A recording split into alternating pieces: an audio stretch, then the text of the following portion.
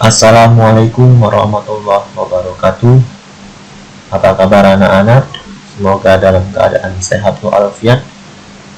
Pada pertemuan kali ini, yaitu pertemuan keempat bersama Bapak Bulan Zikri Octaviansa, kita akan membahas mata pelajaran biologi lintas minat kelas 11 IPS SMA Setiabudi semester ganjil tahun pelajaran 2020-2021. Materi kita kali ini yang berjudul yaitu sistem gerak. Manusia melakukan gerakan untuk menunjang aktivitas kehidupan sehari-hari, misalnya berjalan, berlari, berenang, menghindari bahaya, mengangkat barang, memakai baju, menunggang bola, makan, bahkan tidur. Gerakan ini merupakan pola koordinasi fisiologis yang sangat kompleks antara sistem rangka itu sendiri, sistem otot, dan sistem saraf. Jadi pada pertemuan kali ini kita akan membahas yang berkaitan dengan sistem gerak, yaitu rangka itu sendiri, tulang, sendi, otot rangka, gangguan sistem gerak. Ya. Berikut penjelasannya. Adapun kompetensi dasar pada pertemuan kali ini yaitu KD 3.4, yaitu menganalisis hubungan antara struktur jaringan penyusun organ pada sistem gerak dalam kaitannya dengan bioproses dan gangguan fungsi yang dapat terjadi pada sistem gerak manusia. Adapun tujuan pembelajarannya ada 4. Yang pertama, menjelaskan struktur dan fungsi rangka sebagai penyusun sistem gerak pada manusia. Kedua, menghubungkan berbagai gerakan dan persendian yang terlibat.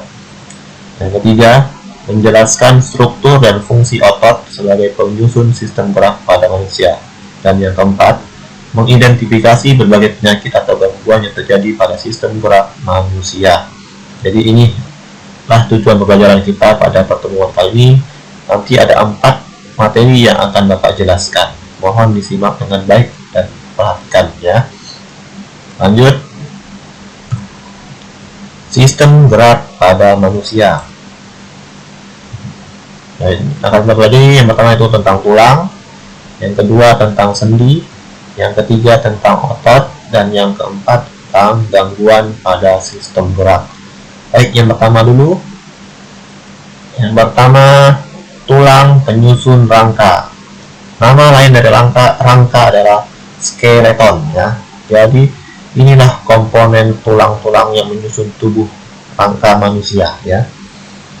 Adapun fungsi rangka sebagai berikut. Yang pertama, memberi bentuk tubuh. Seseorang akan terlihat tinggi atau pendek karena susunan rangkanya. Kedua, sebagai penopang tubuh. Penopang tubuh artinya sama seperti memberi bentuk tubuh itu ya. Jadi membuat berdirinya tubuh itu dengan adanya rangka. Yang ketiga, melindungi organ-organ penting seperti otak, sumsum tulang belakang, paru-paru, jantung, dan lain-lain. Yang keempat, alat gerak pasif ya. Alat gerak pasif artinya rangka ini sebagai perantara dengan otot. Yang kelima, tempat melekatnya otot. Oke. Yang keenam, tempat pembentukan sel-sel darah, terutama sel darah putih, sel darah merah, dan keping-keping darah. Berikutnya, macam-macam tulang berdasarkan bentuknya. Pertama, ada tulang pipa. Contohnya yaitu tulang paha, betis, dan lengan. Yang kedua, tulang pipih. Contohnya yaitu pada tulang rusuk, dada, dan kepala. Yang ketiga, tulang pendek. Contohnya pada tulang pergelangan tangan dan kaki, telapak tangan, dan kaki. Berikutnya, tulang berdasarkan letaknya. Ada tulang tengkorak, ada tulang anggota badan, dan ada tulang anggota gerak. Baik, di sini Bapak akan menjelaskannya. satu persatu. Yang pertama, tulang tengkorak. Mungkin anak-anak sudah tahu semuanya, tengkorak itu berada di kepala. Ini adalah gambar tulang tengkorak kita pada manusia. Adapun tulang-tulang tengkorak penyusunnya, yang pertama ada tulang dahi atau frontal, ada tulang hidung atau nasal, ada tulang pipi zigomatik, ada tulang rahang atas maksila, ada tulang rahang bawah mandibula, tulang baji sphenoid, tulang ubun-ubun parietal, tulang kepala belakang oksipital, dan tulang pelipis. Jadi penyusun tengkorak pada manusia kurang lebih jumlahnya ada 9 macam tulang. Berikutnya tulang anggota badan. Yang pertama ada tulang belakang atau vertebrae. Yang kedua ada tulang dada. Yang ketiga ada tulang rusuk dan tulang gelang panggul. Berikut penjelasannya. Tulang belakang, vertebrae. Ini adalah gambar tulang belakang pada manusia. Susunannya, yang pertama, tulang leher atau cervix dengan jumlah 7 ruas. 1 sampai 7. Tulang punggung atau toraks dengan jumlah 12. Ini tulang punggung kita. Tulang pinggang jumlah 5. Tulang kelangkang atau sakral jumlahnya 5 juga. Dan terakhir tulang ekor ada jumlahnya ada 4. Terakhir di sini tulang ekor. Jadi penyusun tulang belakang pada manusia ada 5 macam tulang dengan jumlahnya masing-masing. Susunannya yaitu tulang leher 7, punggung 12, pinggang 5, kelangkang 5, dan ekor 4. Berikutnya tulang dada atau sternum. Terdiri dari ada hulu, yang ini tulang hulu, ya, badan ini, dan taju pedang yang ini. Jadi inilah susunan tulang dada pada manusia. Ada hulu paling atas, tengah, badan, dan taju pedang. Berikutnya ada juga tulang rusuk. Tulang rusuk penyusunnya yang ada 3. Yang pertama rusuk sejati atau costa terra dengan jumlahnya 7 pasang. Ya, ini. Kemudian rusuk palsu costa spuria jumlahnya 3 pasang. Dan rusuk melayang costa fruitantes jumlahnya 2. Rusuk melayang ini. Nah, hidung, rusuk palsu, dan rusuk sejati 7, 3, dan 2. Jadi jumlahnya ada 12. Lanjut. Berikutnya tulang gelang panggul atau pelvis. Susunannya ada tulang usus di sini. Ya, ini tulang usus, ilium, tulang duduk, ischium, ya. Ischium ini tulang duduk, dan tulang kemaluan atau pubis di sini. Ya. Inilah tulang gelang panggul pada manusia. Tulang usus, tulang duduk, dan tulang kemaluan. Berikutnya ada juga tulang anggota gerak, terdiri dari anggota gerak atas dan anggota gerak bawah. Apa saja itu? Anggota gerak atas mulai dari ini, ya, tangan kita, termasuk tangan kita anggota gerak atas. Susunannya yang pertama ada tulang lengan atas, ini tulang hasta atau ulna yang sejajar dengan kelingking, yang ini hasta.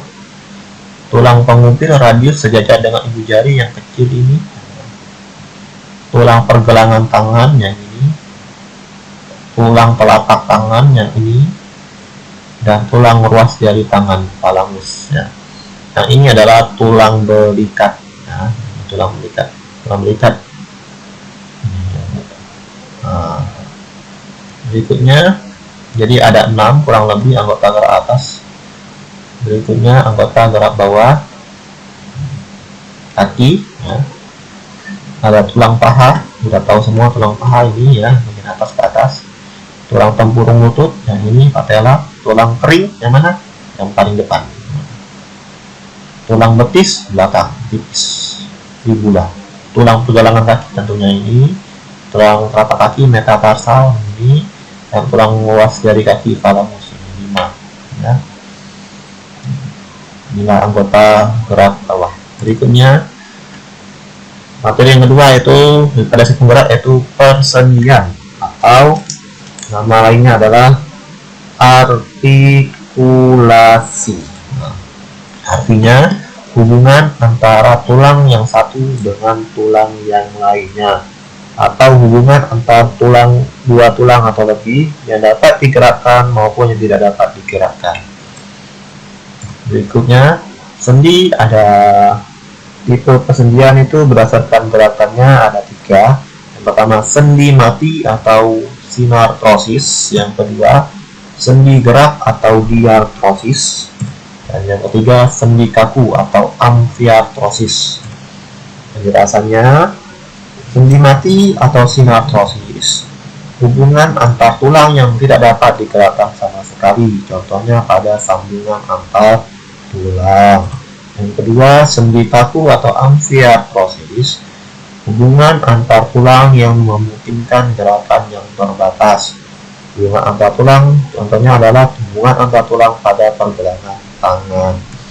Dan yang ketiga, sendi gerak atau diartrosis, hubungan antar tulang yang memungkinkan terjadinya gerakan bebas. Untuk sendi diartrosis atau sendi gerak ini ada 6 macam ya. Yang pertama ada sendi peluru, ada sendi engsel, ada sendi putar, ada sendi geser, dan ada sendi pelana, serta ada sendi elipsoid ya. Berikut penjelasannya. Macam-macam diartrosis. Sendi peluru, gerakannya ke seluruh arah atau banyak arah. Contohnya adalah gelang bahu, lengan atas, dan gelang panggul dengan paha. Ini contoh gambarnya mewakili. Ya. Sendi pelana atau sela, artinya gerak pelana kuda 2 arah, 2 poros. Contohnya adalah telapak tangan dengan ruas ibu jari. Yang ketiga, sendi engsel, gerak engselnya 2 arah, 1 poros.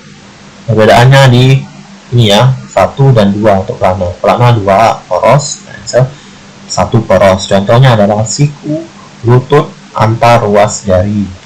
Yang keempat, gerak rotasi atau sendi putar 1 poros juga. Contohnya adalah tengkorak dengan tulang atlas ya. Atasnya antara tulang leher ya, antara dekat tulang leher. Hasta dan pengumpil. Yang kelima, geser atau luncur, gerak rotasi pada bidang data tidak berporos. Contohnya adalah antar tulang pergelangan tangan, belikat, dan selangkah. Yang terakhir, gerak depan, belakang, samping 3 arah 2 poros. Contohnya adalah pergelangan tangan, ruas jari, pengumpil, pergelangan tangan dengan ruas jari, dan pengumpil dengan pergelangan tangan. Inilah macam-macam gerak diartrosis ya. Persendian diartrosis yang menghasilkan gerak ya. Silakan dibaca lebih lanjut. Berikutnya materi ketiga yaitu mengenai otot. Pada sistem gerak, otot yang berperan adalah otot rangka ya. Adapun struktur otot pada sistem gerak ada tendon, epimysium, fasciculus, sarcolemma, myofibril, myosin, dan aktin. Berikut penjelasannya. Adapun komponen penyusun otot antara lain pada sistem rangka, pada sistem gerak, pertama adanya protein aktin ini ya, yaitu protein bentuk filamen halus yang terdiri dari 2 untai ya. Pada protein aktin terdapat binding site yang merupakan tempat myosin menarik aktin. Pada saat otot tidak berkontraksi, binding site ditutupi oleh protein tropomyosin yang dapat dihilangkan dengan ion kalsium ya. Ca2+ adalah ion kalsium. Yang kedua, protein myosin yaitu protein pembentuk filamentasa yang terdiri dari sel rambut. Yang ketiga adalah jaringan otot. Dapat berupa otot polos, otot lurik, ada otot jantung. Ingat, jaringan otot pada hewan ada 3, yaitu ada otot polos, otot lurik, dan otot jantung. Otot lurik namanya adalah otot rangka. Pada sistem gerak, otot yang bekerja adalah otot lurik atau otot rangka. Dan yang keempat, ada ion kalsium dan ATP, adenosin trifosfat. Energi ini ya.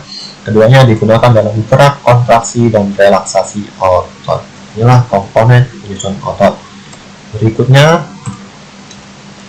kumparan otot terdiri di atas ada ventricle dan ada tendon. Ventricle nama lainnya adalah empal, merupakan bagian tengah otot yang menggembung. Dan biasanya kalau Anda makan daging ada istilah empal. Nah, ini nama lainnya adalah ventricle. Yang kedua yaitu urat atau tendon, merupakan bagian ujung otot yang menempel pada tulang. Tendon terdiri dari origo yang tidak dapat bergerak dan insersium yang dapat bergerak. Untuk menghasilkan gerakan pada sistem gerak, ya, otot bekerja dengan otot lain secara aktif dengan cara kontraksi atau memendek dan relaksasi atau memanjang. Inilah cara otot bergerak pada sistem rangka atau sistem gerak kita dengan 2 cara, yaitu kontraksi dan relaksasi. Kontraksi itu memendek, relaksasi memanjang.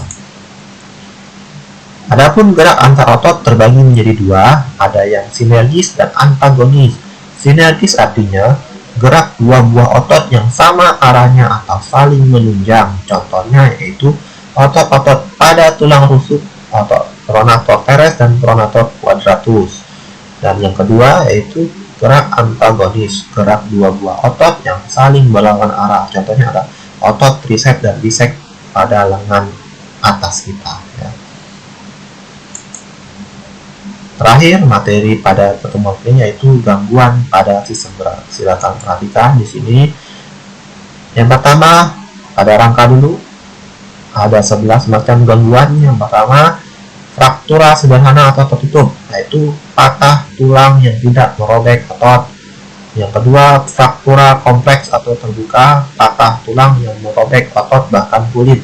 Yang ketiga, fraktura sebagian atau green stick, patah tulang yang tidak membagi tulang menjadi 2. Yang keempat, fisura, retak tulang. Lordosis, lordosis ya, yaitu ruas tulang belakang terlalu membengkok ke depan. Kyphosis, kebalikannya membengkok ke belakang. Skoliosis, membengkok ke samping, membentuk huruf S. Nah, ini biasanya lordosis, kyphosis, dan skoliosis ini penyakit atau kelainan pada posisi duduk. Rakitis, kekurangan vitamin D sehingga osifikasi terhambat, pembentukan tulang perlahan-lambat. Penderitanya biasanya memiliki kaki menyerupai huruf X atau O. Yang kesembilan, osteoporosis, yaitu penurunan massa tulang pada usia lanjut karena lambatnya proses pembentukan tulang atau osifikasi dan reabsorpsi atau penyerapan materi penyusun tulang. Yang ke-10, nekrosa, kerusakan periosteum tulang yang menyebabkan kematian tulang. Dan yang terakhir, TBC, tulang disebabkan oleh bakteri TBC yang menyerang tulang atau bakteri tuberkulosis. Ya, jadi tulang juga mengalami TBC ya. Itu yang pertama, gangguan pada rangka. Yang kedua, ada gangguan pada sendi. Namanya adalah ada 3. Yang pertama, dislokasi, artinya pergeseran sendi akibat sobeknya ligamen. Nah, biasanya kita kenal dengan istilah salah urat. Nah, yang kedua, ankilosis, persendian tidak dapat digerakkan karena seperti menyatu dengan tulang. Yang ketiga, yaitu artritis, radang pada sendi akibat dari osteoartritis atau penipisan tulang rawan, artritis eksudatif atau kuman, artritis sika penyebabnya adalah kekurangan minyak sinovial pada tulang, artritis reumatit atau penumpukan asam amino atau asam urat. Nah, yang sering kita jumpai adalah riwayat penyakit asam urat. Ini namanya artritis reumatoid. Dan yang terakhir, gangguan pada sistem gerak, yaitu gangguan pada otot. Ada 4. Yang pertama, atrofi, penurunan fungsi otot karena mengecil sehingga tidak dapat berkontraksi. Nah, jadi ototnya merut ya.